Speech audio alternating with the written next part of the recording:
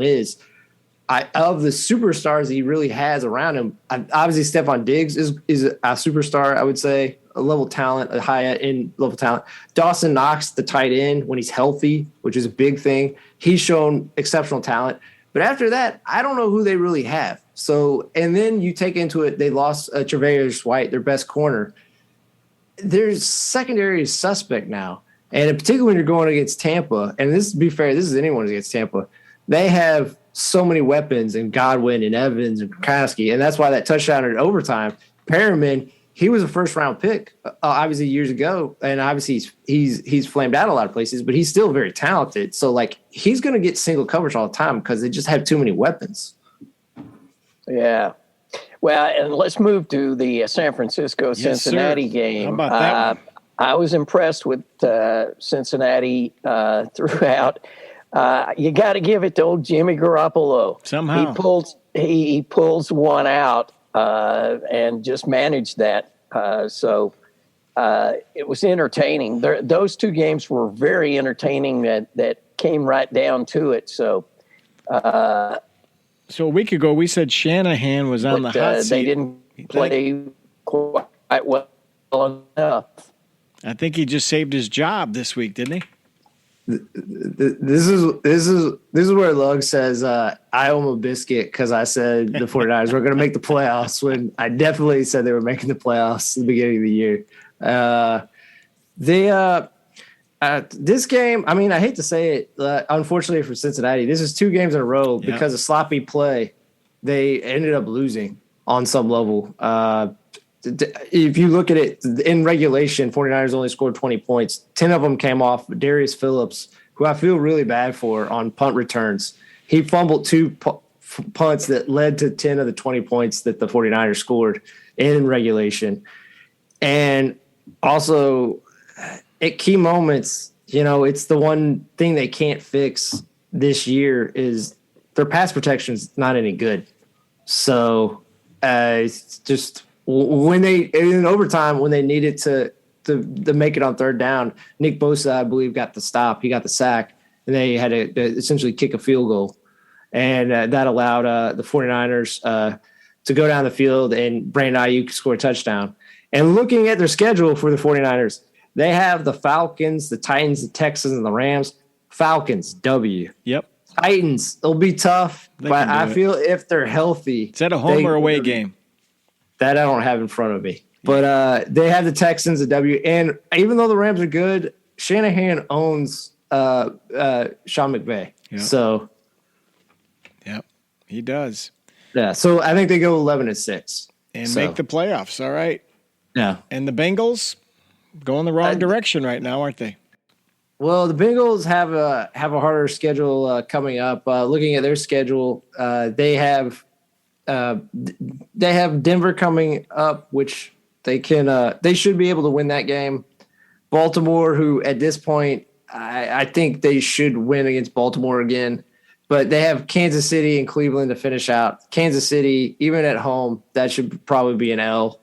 And then they have to play at Cleveland, where Cleveland has their offense is kind of in disarray. But that being said, I still feel it's a bad matchup for Cincy. So I think they go 9-8, possibly 10-7 the rest of the way. I like it, but that may not make it. Yeah. Okay, what about Lamar Jackson and his injury? That looked pretty rough. What do you guys think? Is he that's a rough time for the Ravens right now. I mean, it's just sad. It's just sad that injury. Plus, at this point, what does Baltimore have? I mean, it's like he's got nobody to throw to, and they're not running the ball well. I think this is going to be the worst season that he's had, just because of the nature of what they're going through injury-wise and everything else. Yeah, I mean, I will give credit to Tyler Huntley. He played well. And he did well. Yeah. Yeah. He came in and he ran the offense fairly well. He has some running ability, obviously not to the level of Lamar, because Lamar's in a different class than anyone. That's no disrespect to Tyler Huntley. But Bateman, their rookie, who they waited for, like he looks. The good thing for them next year, obviously, it's probably not going to help them this year. Is Bateman looks like he has the potential to be a high level starting wide receiver, and got to give a lot of credit to Mark Andrews. Mark Andrews, besides Gronk and Kittle and Kelsey, he's definitely one of the top four with, I guess, Waller. I don't want to count out Waller, but like he had a monster game to try to keep him in it. But you like look at the rest of their of their schedule. I hate to say it for the Ravens. Looking at their schedule, they're going 8-9.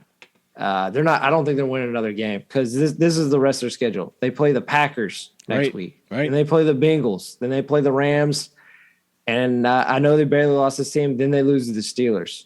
I mean, if Lamar is out or isn't like close to 100%, I don't see them winning any of those games. Well, the latest report is they plan to play him against the Packers next week, but we'll have to wait and see on that. Yeah. And for the Browns, what about the Browns? I want to talk about that for a sec. Go ahead. It's a similar problem. I mean, obviously he's seems. Maybe he's not as healthy, but like they have the same problem where their quarterback. We've talked about it before. I'm not trying to be hard on Mayfield. I'm actually trying to stick up for him. I mean, I get that he's tough and he wants to play through. Like he just doesn't look right. I mean, even in a okay, so Lamar went out early in the game. They didn't score a point in the second half against a Ravens defense that is completely depleted of starting talent. And you have Nick Chubb. You have Dearness Johnson, who had a big game against Denver earlier on in the season. I know they don't have like a big name wide receiver, but they still have some talent. For him to be averaging 5.9 yards per pass against this secondary. Let me make an unpopular opinion on this broadcast. I think they should pay Baker. I think he should get the contract. Imagine if he's healthy. And here's the other question. Who else would you put in there? Well, you gotta find another quarterback. How about Russell Wilson? What I look at Cleveland is they are a quarterback short. I mean, they just are. I give Baker. It's kind of like. He, to me, is like Tom Cruise in that he does his own stunts, but he shouldn't be doing his own stunts, right? And so he's always banged up. It's crazy. But when you look at them, they haven't scored offensively more than 17 points in like the last 4 or 5 games. Their defense has scored some touchdowns for them, and that's what happened with the game. Against Baltimore. So you're saying that the Browns are like two chicken nuggets short of a Happy Meal? And the answer for that is Russell is the 2 chicken nuggets? Well, I'm just saying that Russell may be available. Russell Wilson is definitely at least 2 extra chicken nuggets and like that Szechuan sauce that they're never bringing back. Yeah. So maybe a Shamrock Shake. We'll throw that in. I think he's more like Szechuan sauce. Rib sandwich, man. I mean, he's don't do that to Russell Wilson. He's better than McRib. Limited time only. Get the McRib. It's always on the signs outside the restaurants. Who wants that? Nobody's eating that. All right, keep going. What else do you want to talk about there? That's the Browns. Yeah. Well, we can talk about just about anybody. T-Dog, who's your favorite from the weekend? Well, not in terms of like teams that are actually like not like the Baltimore Ravens and Cleveland right now that are really smoking hot. Kansas City. Oh my goodness. What Kansas City has done on their winning streak, they are on a 6-game winning streak. In that time, that was a liability at the beginning of the season. Chiefs defense is allowing 10.8 yards per or 10.8 points per game. They're just shutting out, and we saw this on Thanksgiving. We saw this offense of the Raiders be able to put up points on the Cowboys. Right. That if that was a fight, they would have stopped that and thrown in the towel. Man, that was ugly. They generated 4 sacks. An INT, and how crazy the stat line is this? They recovered 4 fumbles in a game. That is crazy. On defense. I mean, it was just nuts. It was like anything that could go wrong did go wrong. You know? And again, I'll hold reservation because his last great game was against the Raiders, and I know he didn't do anything, but obviously Patrick Mahomes looked better. Like I said, I want to see it against a team, not the Raiders, because they're the only two teams during this kind of melange of Mahomes' ability. They're the only kind of peaks in this large valley. So I want to see it against the Chargers this Thursday.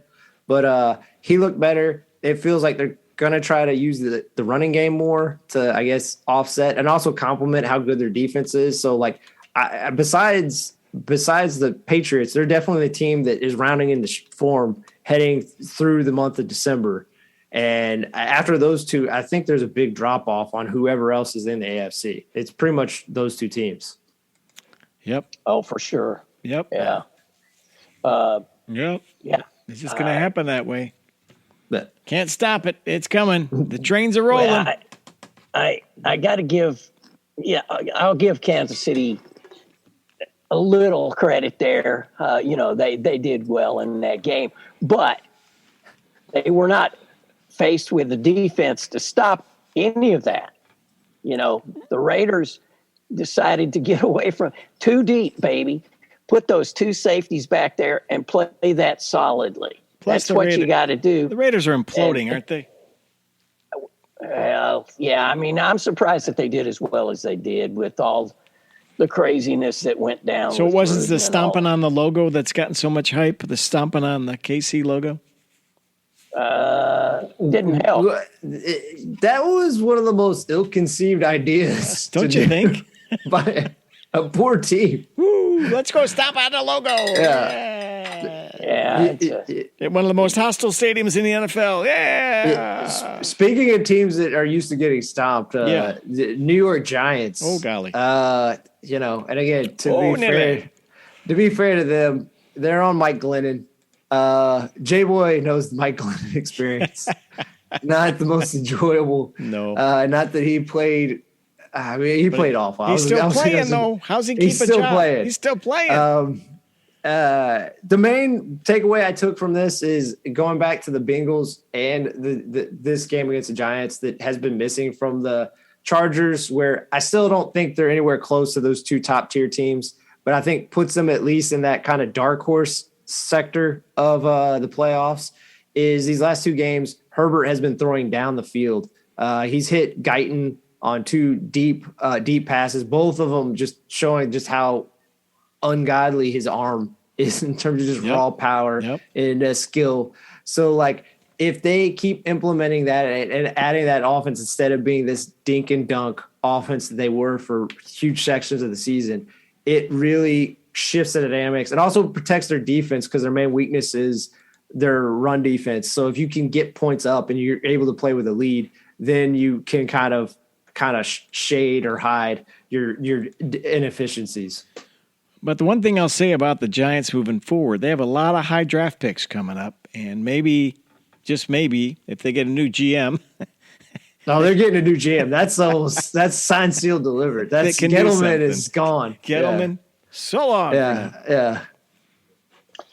Yeah. Well, we'll have to see. I think one of the saddest things for me is Saquon Barkley. He's sort of the Terrell Davis at this point. He had that one good season, and then he's just been injured. It's the luck of the draw. Some guys get through their careers with just nicks and bangs. Other guys like RGB or RG3 take Ruth Bader Ginsburg. Is that what you meant? I missed that. Yeah. It was the Supreme Court. May she rest in peace. The poor thing. Lugs, you bring up a good point, though. She could start, though. Sadly, she could still start for the Giants at halfback, I think. She might even have some eligibility left. Yeah, that's right. You do bring up a good point, though. Like, I mean, I know they went through it with Odell, but because they're so far away, I still think from really contending, do you try to flip Saquon for another asset? I would. I mean, yeah, get a couple of picks. I know I mean, it's not. I know it's not a large sample size, but just kind of looking at the stats, Devontae Booker averaged 7 yards a carry. He had 8 rushes for 56 yards. Saquon had 16